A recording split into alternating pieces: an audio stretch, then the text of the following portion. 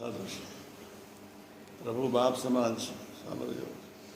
રામજી બાપ સમાન છે, હનુમાન મા સમાન છે, શિવશક્તિ બાપ સમાન છે, ગણપતિ મા સમાન છે, ભગવાન સ્વામિનારાયણ બાપ સમાન છે, ગુજરાતી સાધુ યોગી મહારાજ પ્રમુખસાઈ મહારાજ સાધુ મા સમાન છે.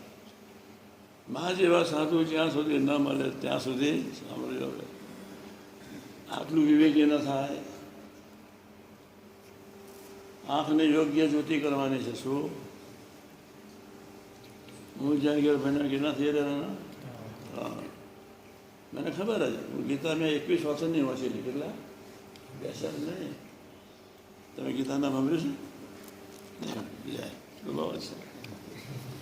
મેં ખાલી 21 વચનની અરવિંદોની ગીતા એટલે સ્ટ્રોંગેસ્ટ ઇંગ્લિશ અને સરસ એમની ગીતામાં છે. મેં કોઈ પરદેશ જઈશું તારે ઇંગ્લિશમાં પ્રવચન તો કરવું પડશે.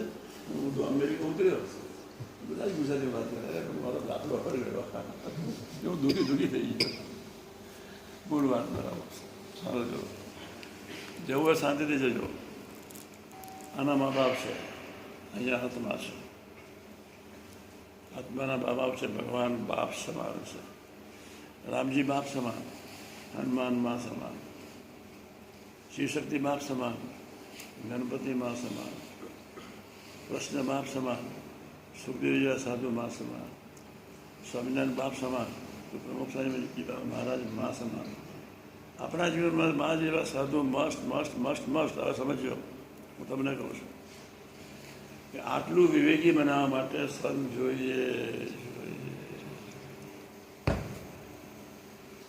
આટલું જ્યાં સુધી આટલું વિવેકી ન થાય ત્યાં સુધી અહીં ભૂરા વિચાર જાય ને અહીં મન છે, આત્મા છે.